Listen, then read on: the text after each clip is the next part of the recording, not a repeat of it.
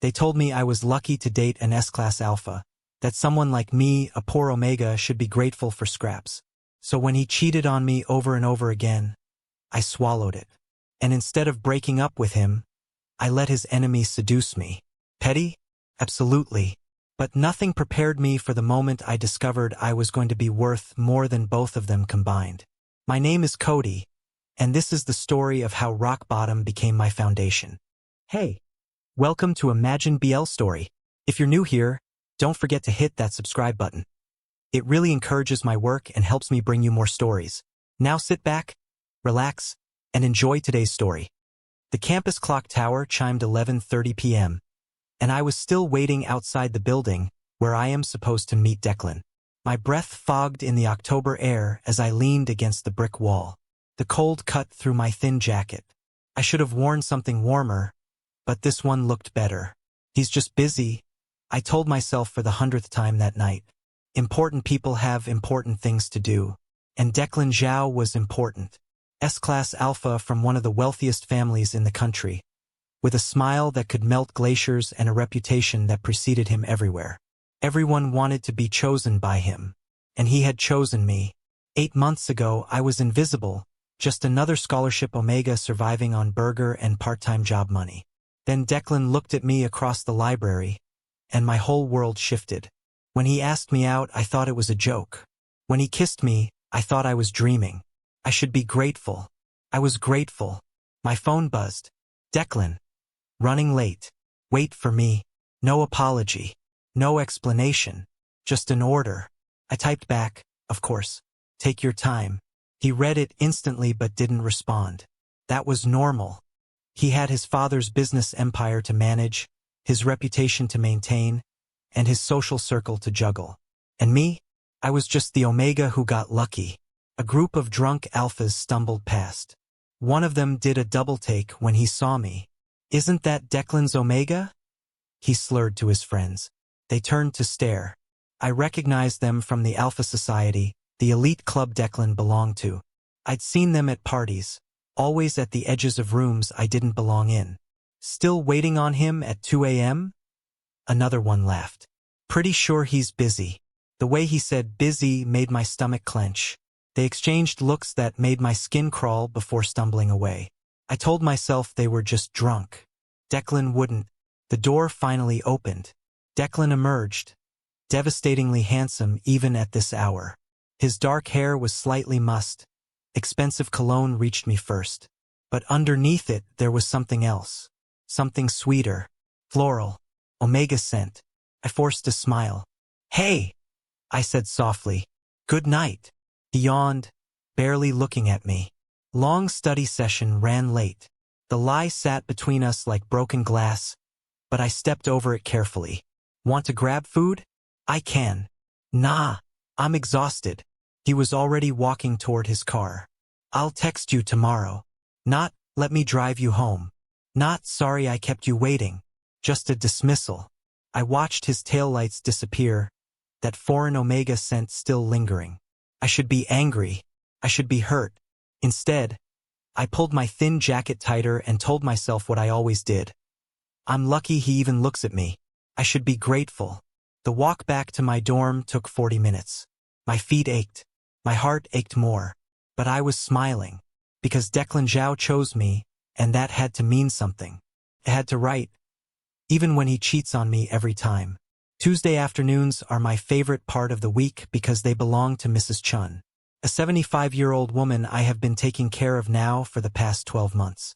Her apartment was a 10-minute walk from campus, tucked into one of those older buildings the university expansion hadn't swallowed yet. The elevator creaked, the hallway smelled like someone was always cooking something warm, and when I knocked on 4B, I could finally breathe. Cody, right on time as always. She opened the door with a smile that made me feel like I was home. She was tiny, barely reaching my shoulder, with silver hair pinned neatly and eyes that saw too much. I slipped off my shoes. I brought your groceries. The store was out of jasmine tea, so I got green tea instead. Perfect. Come. I made dumplings. Mrs. Chun, you don't have to. Hush, you're getting too thin. Sit. Her apartment was small but warm, photographs covering every surface, plants thriving in the window light, the scent of ginger and sesame oil making my stomach growl. I was paid by the home care service to check on her, but somehow she always ended up taking care of me instead. "Tell me about school," she said, setting dumplings in front of me. "It's fine. Midterms are coming up, but I'm managing." Her eyebrow lifted. She had a way of looking at me that made lying impossible. "And that alpha of yours?" My chopsticks paused. "Declan's. He's good. Busy, but good." "Busy." She said it like the word tasted sour. "Cody. Busy people make time for what matters to them." The dumpling felt like ash in my mouth. "He has responsibilities. His family expects him to treat people like they're disposable?" Her voice was gentle, but the words cut deep. "You deserve someone who shows up, who doesn't make you wait, who doesn't make you question your worth." My eyes burned. I focused on my plate. "I'm lucky to be with him. Everyone says so. Everyone is wrong." The certainty in her voice made something crack in my chest. I set down my chopsticks before she could see my hands shake. "Mrs. Chun. I know. An old woman should mind her business." She patted my hand, her palm warm and papery. "But I've lived long enough to know when someone is settling for crumbs. And you deserve the whole feast." I laughed, but it came out wet. "I don't think feasts are made for people like me." "People like you?" Her grip tightened. "Smart, kind, hardworking? Cody, do you know what I see when I look at you?" I shook my head, not trusting my voice. "I see someone who gives everything and asks for nothing. Someone who lights up a room without even knowing it." She cupped my cheek, and I closed my eyes against the gentleness. "I see someone extraordinary, and one day the right person will see it too." We sat in silence while I collected myself.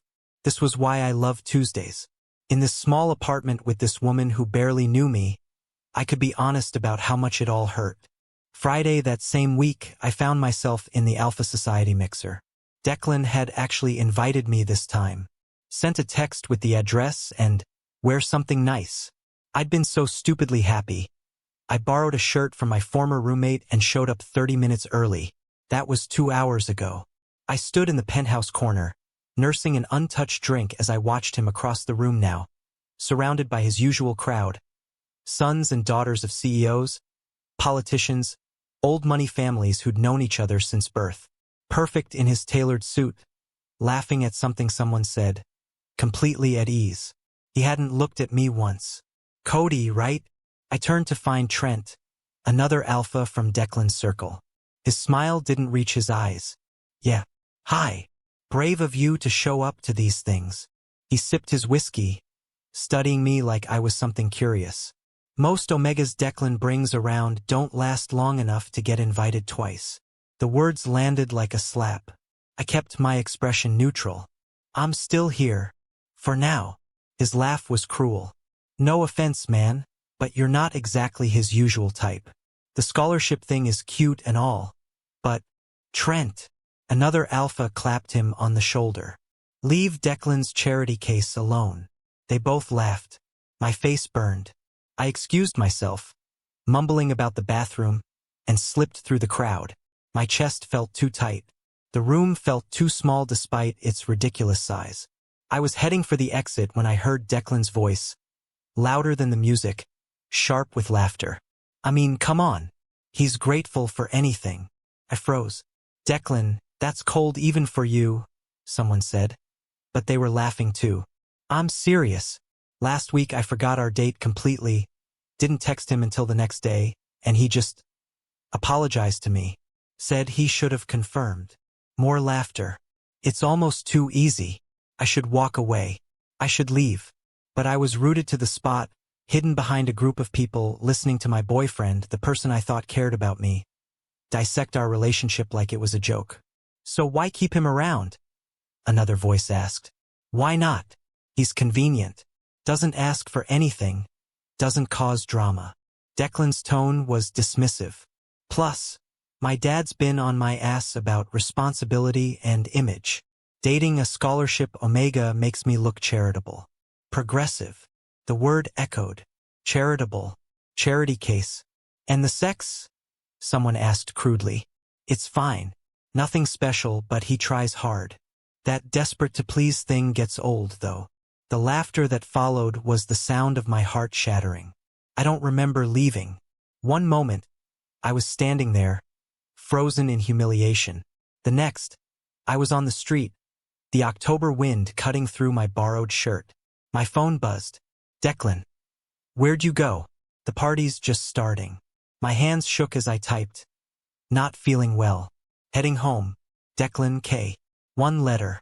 I walked 45 minutes back to campus. I couldn't afford the Uber and didn't want to cry on public transit. Each step felt like dragging weights. The words replayed in my head on an endless loop. Grateful for anything. Too easy. Convenient. Charitable. Nothing special. My phone stayed silent for 3 days. By Thursday, I was at Mrs. Chen's apartment. I must have looked as wrecked as I felt because she took one look at me and pulled me into a hug without asking. What did he do? The story spilled out, all of it. The party, the conversation, the cruel laughter. By the end, I was crying into her shoulder like a child. I'm so stupid, I choked out. Everyone could see it except me. You're not stupid, Cody. You're hopeful. There's a difference. She stroked my hair gently. But hope without respect is just waiting to be hurt. I don't know how to leave, I admitted, barely whispering. What if he's right? What if no one else ever? Stop. Her voice was firm. Listen to me very carefully. Your worth is not determined by whether someone chooses to see it. You are not less because someone treated you as less. I wanted to believe her. God, I wanted to believe her so badly. So when my phone finally buzzes that night, Declan. Miss you. Come over? I stare at it for a long time. I ignored Declan's text. It took everything I had, staring at that one word K from 3 days ago, the silence before it, the knowledge that he'd only reached out because he wanted something. But I didn't respond. I didn't go over. For the first time, I chose myself over him, even if it felt like swallowing glass. The library became my sanctuary instead. Midterms were in 2 weeks, and my scholarship depended on maintaining a 3.5 GPA. I couldn't afford distractions, even if my heart felt shredded. I was 3 hours deep into financial analysis when someone sat across from me. This seat taken? I looked up, and my breath caught. Victor Castellan. A tall, devastatingly handsome S-Class alpha from the Castellan family, old money that rivaled the Zhao's. But unlike Declan's polished charm, there was something raw about Victor, and he was Declan's rival. It's a library, I said carefully. Seats are for everyone. His lips quirked. Diplomatic. He set down his books, advanced corporate finance, same as my major. Cody, right? Declan's, he paused. Friend. The word hung between us. Loaded. Something like that, I muttered, returning to my work. He didn't leave. He opened his laptop and worked in comfortable silence. 20 minutes passed before he spoke again. You asked about hostile takeover strategies in Professor Kim's class last week. Good question. Most people don't think about human cost. I glanced up, surprised. You were paying attention to that? I pay attention to interesting things. His gaze was steady. You're interesting, Cody. Heat crept up my neck. I'm really not.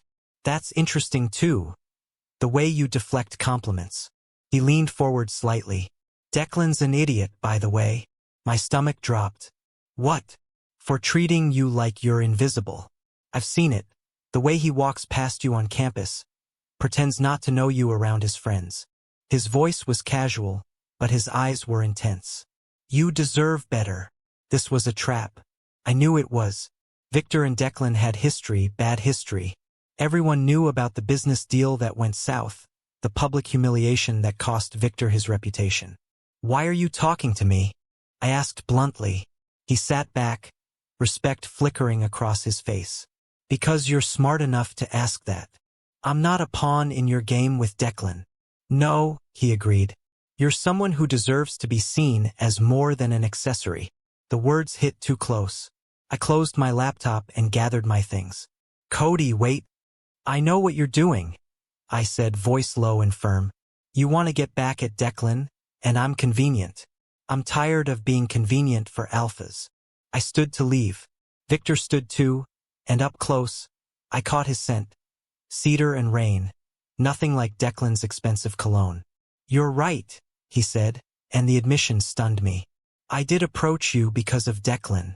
I won't lie about that. At least you're honest. But that doesn't mean I'm wrong about you deserving better. And it doesn't mean I'm not genuinely interested in getting to know you.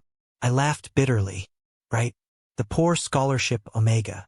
The intelligent, kind, resilient person who works 3 jobs and still makes time for an elderly woman twice a week.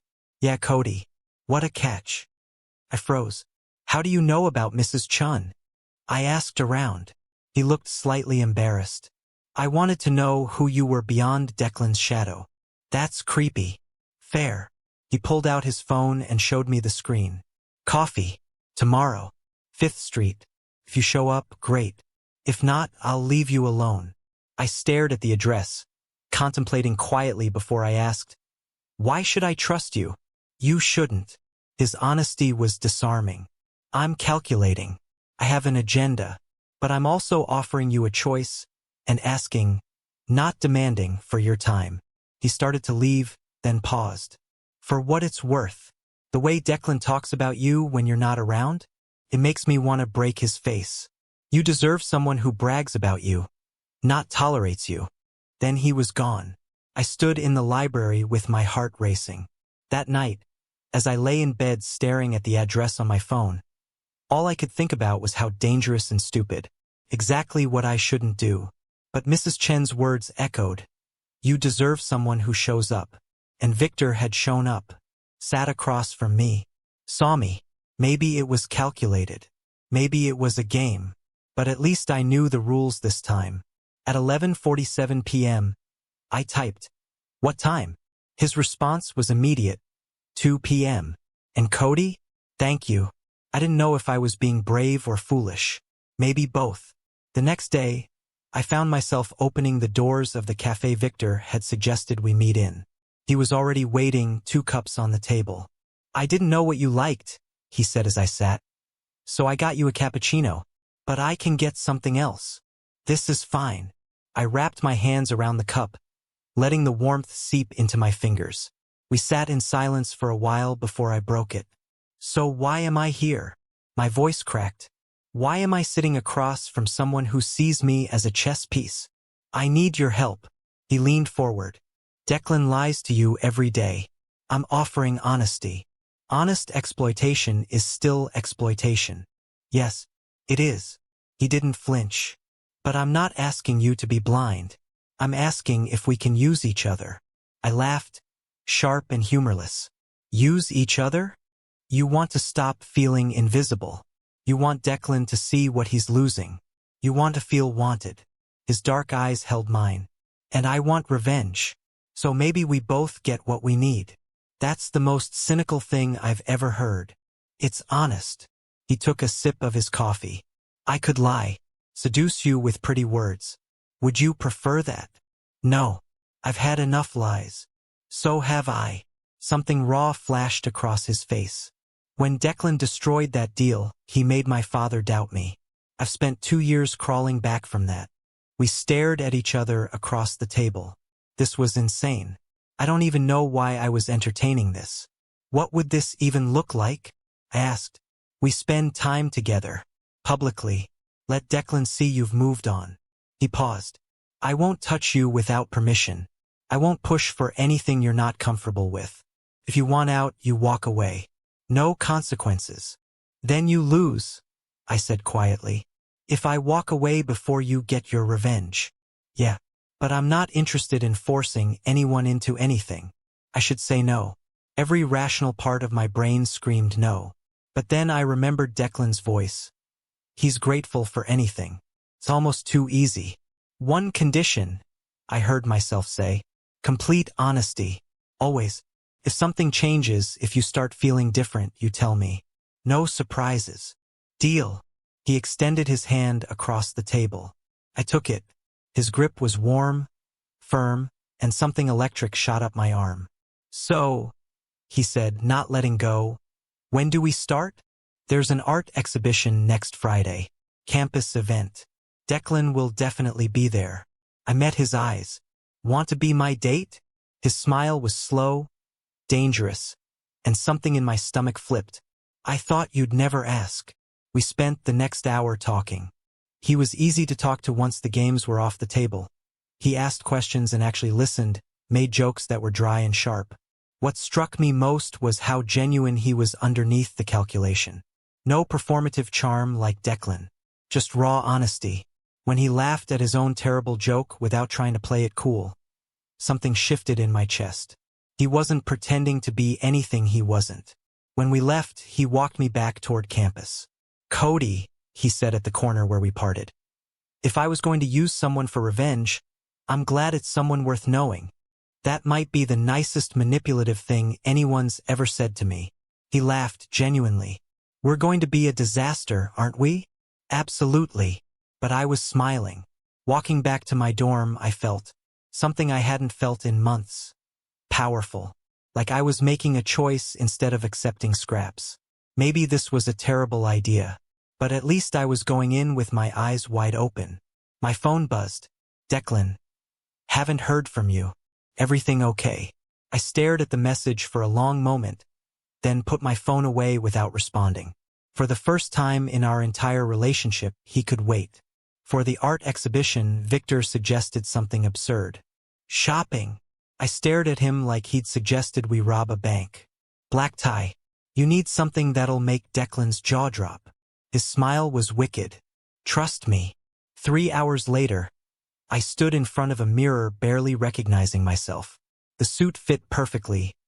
Deep charcoal that made my skin glow. He'd even gotten my hair styled. "Perfect," Victor said, his eyes warm as they traveled over me. "Absolutely perfect." The exhibition was buzzing when we arrived. The moment we entered, conversations paused and heads turned.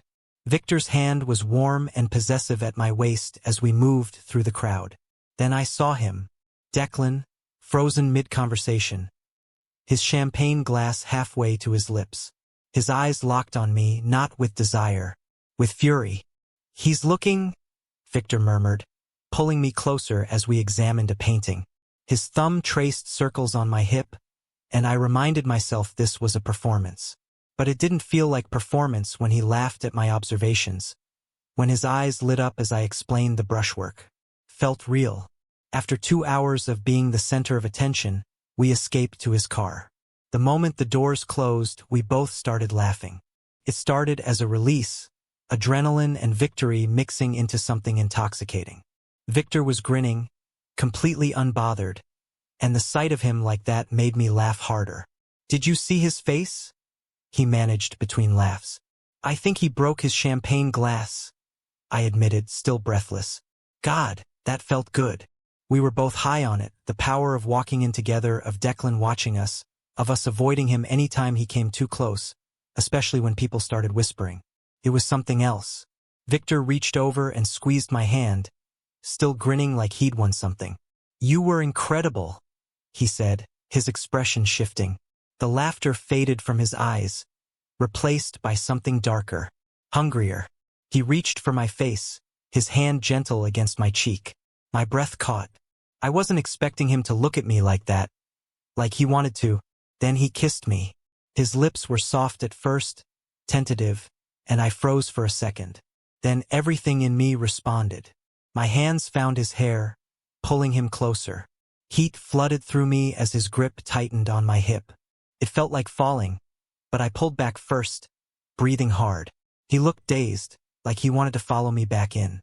"We shouldn't," I whispered, pressing my fingers to my lips. "This is not part of the plan. We can't." "I know." He nodded, but he didn't look convinced. His hand was still on my hip, like he couldn't quite let go. I could see it in his eyes, the need, the want, the confusion mirroring my own. Like he was trying to figure out what we just did, what it meant, whether the line between fake and real had just blurred beyond recognition. "We'll take it slow," he said quietly, but neither of us moved. But over the next 2 weeks, slow became impossible. Study sessions where our hands brushed.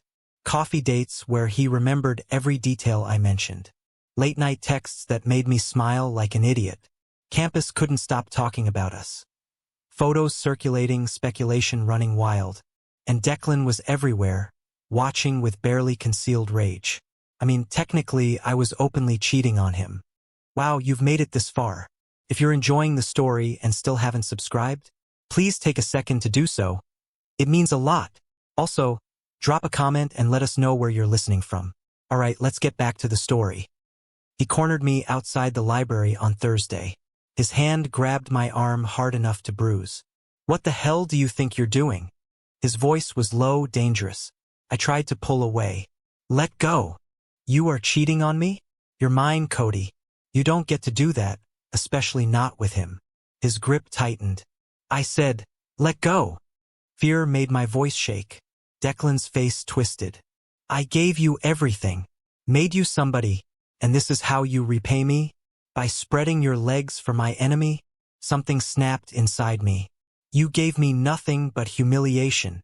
You made me feel worthless every single day. Because that's what you are without me. He yanked me closer, his alpha pheromone trying to overwhelm me. You're nothing, Cody. A scholarship nobody. And when Castellan gets bored, and he will, you'll come crawling back. No. My voice was steady now, certain. I won't. Yes, you will. Because you're mine. You'll always be mine. His smile was cruel. You're too weak to be anything else. I wrenched my arm free, stumbling back. I'd rather be nothing than be yours. I walked away on shaking legs, his voice following me. You'll regret this. But I kept walking. That night, Victor found me at my apartment. He saw the bruise forming on my arm and his entire body went rigid. He hurt you, he said quietly. I'm fine. Cody. I stood up to him. I looked at Victor, really looked at him. For the first time, I didn't let him make me feel small. Victor's expression was fierce, protective, something deeper than revenge burning in his eyes. Good. You're not small. You never were.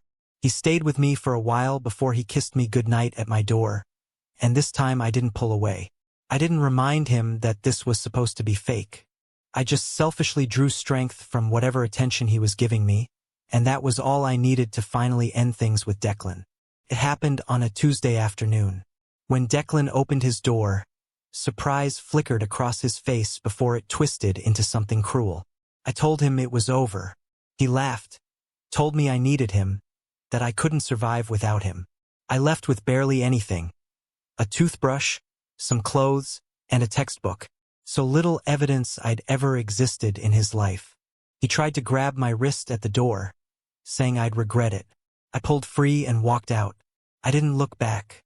Victor didn't ask questions when I got in the car. He just drove, his hand finding mine across the console like it belonged there. The next Tuesday, he insisted on following me to Mrs. Chen's apartment. She took one look at him and smiled knowingly. Already understanding something I was still too afraid to admit. He carried groceries without complaining, fixed her leaky faucet, and helped her make dumplings with flour, dusting his expensive shirt. Watching him there in that small space, something twisted in my chest. Dangerous in a way I couldn't control. Later, while Victor washed dishes, Mrs. Chun pulled me aside and said he was good for me. But I couldn't let myself believe it. I told her I knew what this was. Mutual using, temporary, inevitable disappointment. She looked at me with sadness but didn't push back. Walking back to campus, Victor pulled me into a quiet corner and kissed me. Slow and deep, the kind of kiss that made thinking impossible. When we broke apart, he smiled and said I was beautiful when flustered. I tried to keep my distance, tried to remind myself this was just the plan. Just revenge. No strings, I said, and meant it, or tried to. But even knowing it would end, bracing for the inevitable disappointment, I kissed him again. Let myself have this moment, this attention, this dangerous feeling of being chosen. It never lasted before. I told myself it wouldn't this time either. But something had already shifted. No one dumped Declan Zhao. That's what everyone knew. That's what he believed. So when word spread across campus that his Omega had ended things, his pride couldn't take it. I wasn't supposed to leave. I wasn't supposed to be strong enough to walk away. So he started sending me messages. We need to talk. Stop being childish. I'm willing to forgive you. Come over. Then came the calls 5, 10, 15 times a day. I let them all go to voicemail. Each one felt like a hook trying to pull me back under. It all exploded in the campus courtyard during lunch rush. Cody! His voice cut across the crowd. I turned to find him striding toward me, fury radiating off him. You've been ignoring me. I have nothing to say to you. I kept my voice level. Nothing to... He laughed harshly and bitter. Who the hell do you think you are? When I call you, pick up. We are done, Declan. I don't answer to you anymore. I started to walk. He grabbed my arm, yanking me back. You think you're better now? With Castellan? He's using you, you stupid. Let go. You are nothing but a gold digger. His voice rose, carrying across the quad. Students pulled out phones, forming a circle. Pathetic Omega working your way through every alpha with money. Heat flooded my face. Whispers erupted. Walk away, Zhao. Victor's voice was ice as he appeared between us. Oh, here's the night. Declan's sneer was ugly. How long before you realize he's just some cheap? Funny you mention cheap. Victor's smile was razor sharp. That's what everyone says about you. Cheap talk, cheap tricks. His voice carried, deliberate. But I guess when your family's business practices are under investigation, when everyone knows the Zhao Empire is built on cutting corners, it makes sense you'd treat personal life the same way. Declan's face went white, then red. You have no right. I have every right to call out someone who had something genuine and treated him like garbage. Victor stepped closer, his presence commanding. That's not alpha behavior. That's pathetic. You're defending my sloppy seconds. Say one more word about him. Victor's voice dropped to something lethal. Go ahead. The silence was deafening. Declan looked around at the crowd, at the phones recording, at the faces watching his humiliation, and something crumbled in his expression. You'll both regret this, he spat, but his voice shook as he stormed off. The crowd dispersed slowly, whispers following. Victor turned to me, the cold fury melting into concern. You okay? I nodded, but inside I was reeling. His revenge was complete. Declan publicly destroyed, the video already viral. The plan had worked perfectly. So why was Victor still here? Over the following weeks, I couldn't shake that question. He kept showing up, study sessions, coffee runs, random texts. He was goofy in a way that surprised me, making terrible puns and doing impressions. If I didn't know better, I'd have sworn he was just a regular person with too much energy. But he was choosing to spend his time with me. I was starting to believe, terrifyingly, that maybe this was real. But then my phone rang during class. Is this Cody Rivers? The voice was professional, apologetic. I'm calling from Mercy General Hospital. Mrs. Chun listed you as her emergency contact. I ran. Didn't remember leaving class. Didn't remember the bus ride. Just the fluorescent lights of the hospital. The sympathetic faces. The doctor's soft words. I'm sorry. She passed peacefully about an hour ago. Too late. They let me see her. She looked small in the hospital bed. Peaceful but gone. A nurse handed me an envelope. She left this for you. My hands shook as I opened it. Her handwriting shaky but determined. Don't let them make you small again, Cody. You're ready now. Something broke in me. I collapsed beside her bed and sobbed. Ugly, wrenching sounds I couldn't control. She was gone. The only person who'd ever really seen me, and she was gone. I don't know how long I sat there. Cody, Victor's voice. I looked up through blurred vision to find him in the doorway, his face stricken. She's gone, I whispered. She's really gone. He didn't say it would be okay. He just pulled me into his arms and held me while I fell apart. His hands steady at the back of my head, his heartbeat solid against my ear.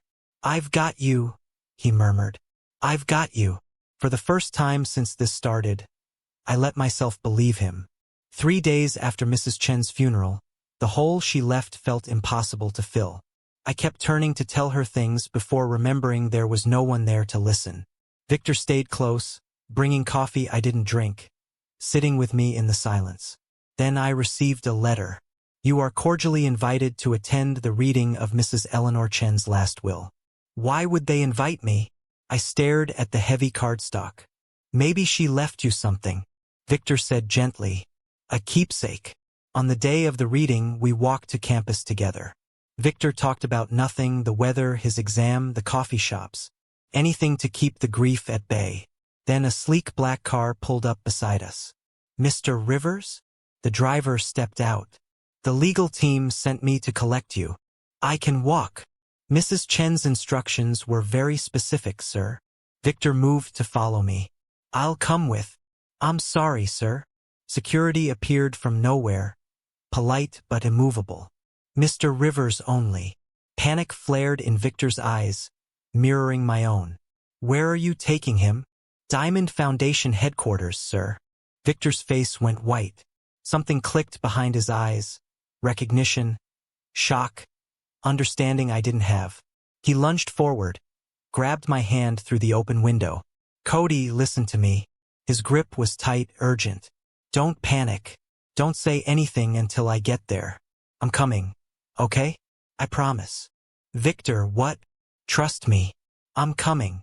The car pulled away, and through the rear window, I watched him break into a run towards his car.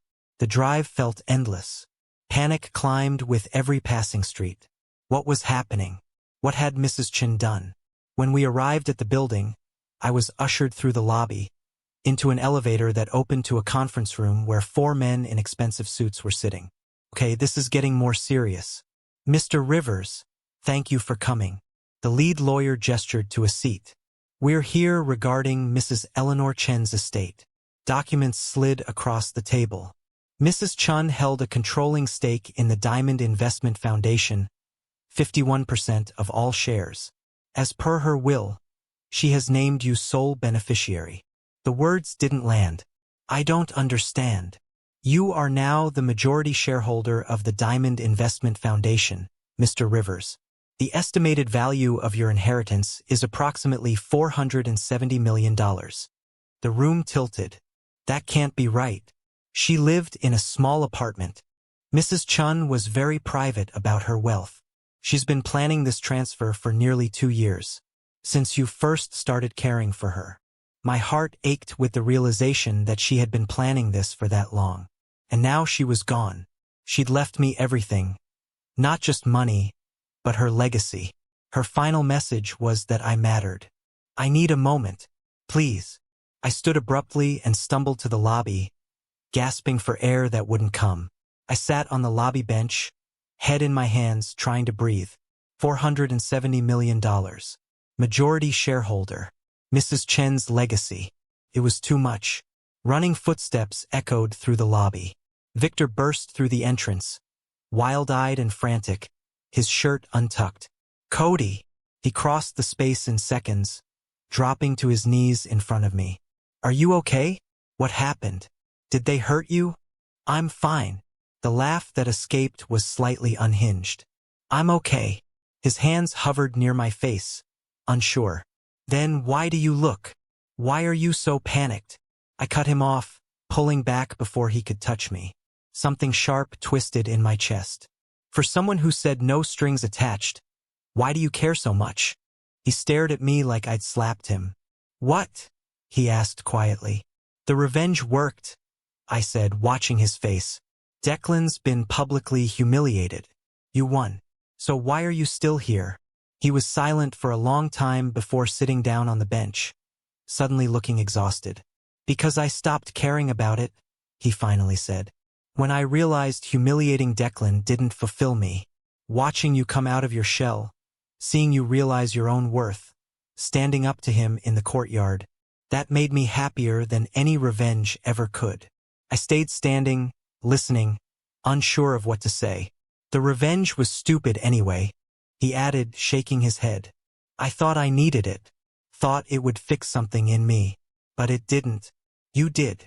I didn't know how to respond. I'm not asking you to feel the same way, he continued. I just want you to know the truth.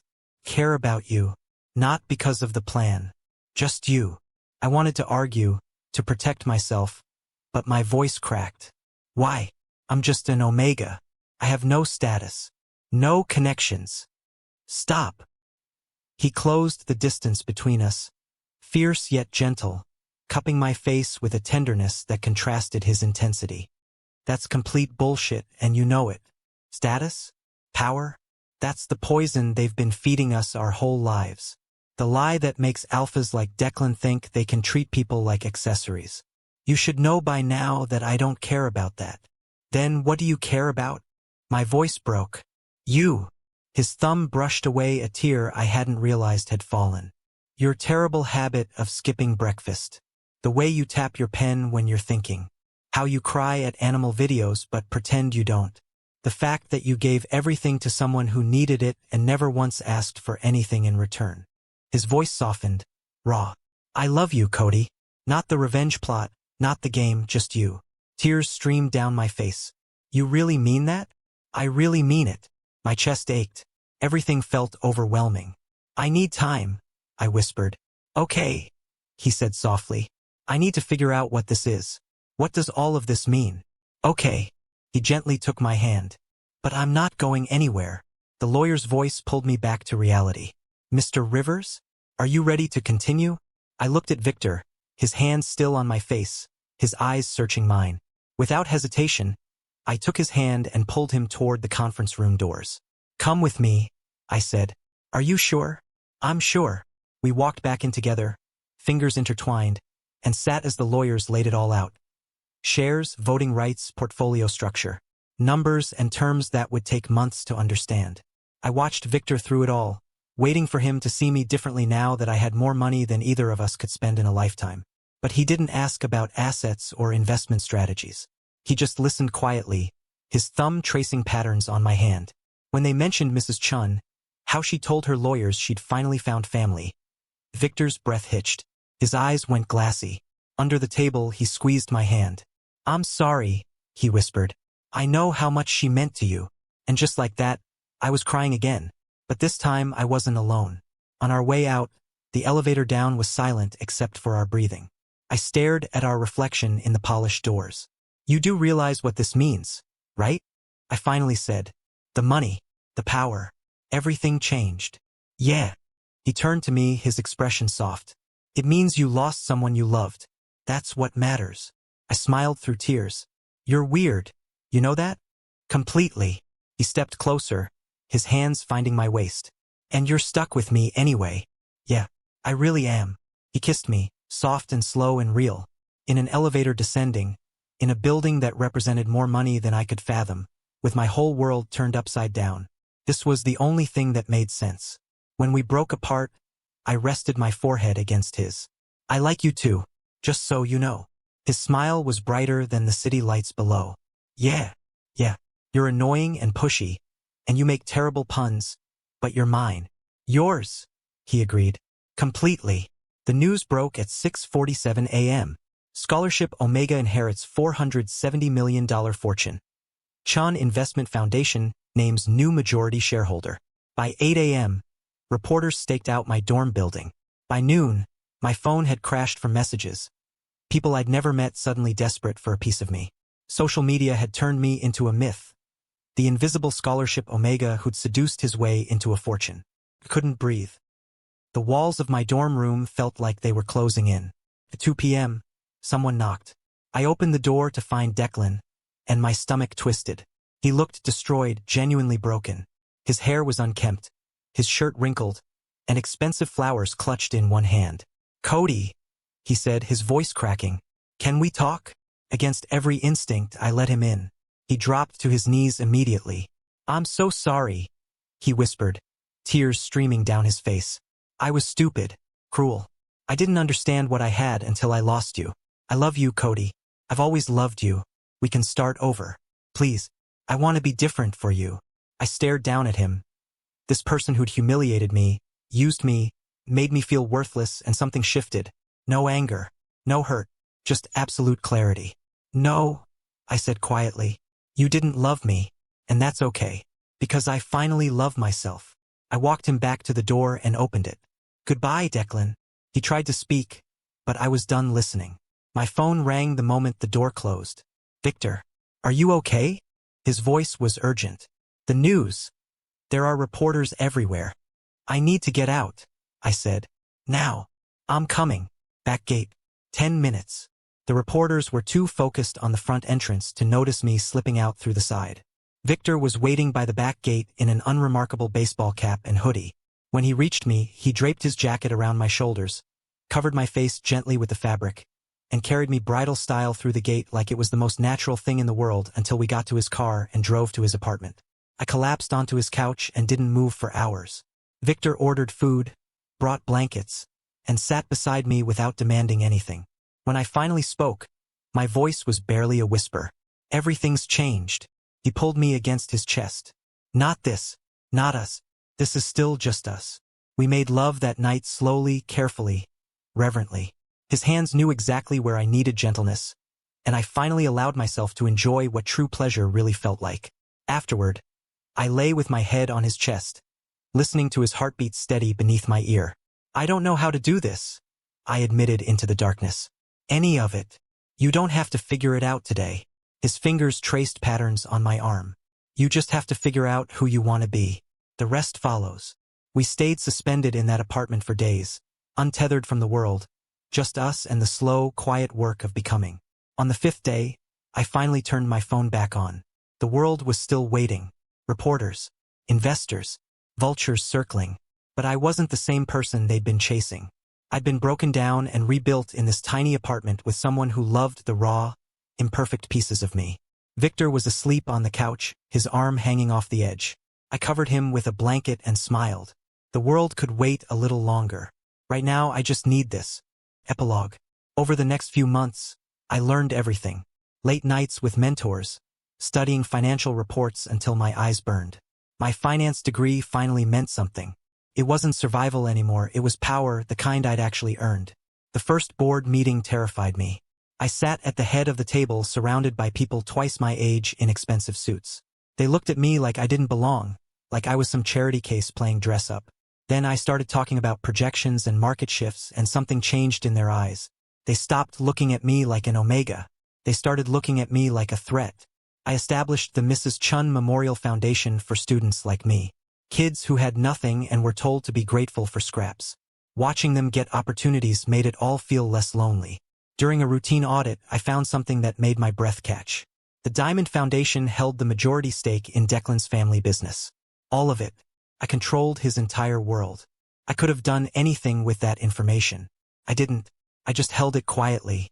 Until I heard news that his father had found out that we dated, and the information I got was that he had been given an ultimatum to win me over. So when Declan showed up everywhere after that, my office, board meetings, outside my building on his knees like some tragic performance, I ignored all of it, handled it alone, didn't even tell Victor, who was abroad finishing his program. We video called every day, him exhausted in lecture halls, me in boardrooms, and our relationship just got stronger somehow. Victor's flight landed on a Tuesday. I was waiting at arrivals in an expensive suit. When he came through customs and found me, his entire face lit up. I walked straight to him and kissed him, right there in front of the reporters who followed me everywhere. I leave for 6 months and you become even more powerful? He laughed against my mouth. Had to make sure I was worthy of you, I said. Idiot. You always were. We went home, finally together. At my graduation ceremony weeks later, I asked him to meet me at Mrs. Chen's old apartment. I kept it exactly as it was, surrounded by her photographs, the memory of the woman who taught me what real love meant. We both reached into our pockets at the same time. 2 rings, 2 proposals. We stared at each other for a moment, then laughed, the kind of laughter that felt like relief and rightness all at once. You were going to... Victor started. Yeah. Were you going to? Apparently, we both were. He got on one knee anyway. I got on one knee anyway. We both started talking at the same time, words about choosing each other, about the chaos and the grief and the love underneath it all. It was messy and beautiful and completely us. Yes, I said. Obviously yes. Yes, he said. 1,000 times yes. We married quietly, just us and a few close friends. No circus. No corporate energy. Just two people who'd chosen each other. The announcement made headlines anyway. Victor and I built something real together, both successful in our own ways. The power couple everyone wanted to be. And me, the scholarship Omega who once waited in the cold thinking he should be grateful for scraps. I'd learned the most important lesson. Gratitude for yourself is worth more than anything inherited. Mrs. Chun had been right all along. I just needed to believe it. Thank you for listening. If you enjoyed the story, tell us your thoughts in the comments. We'd love to hear from you. And don't forget to subscribe and click the notification bell so you never miss an upload. Until next time, keep daydreaming in BL.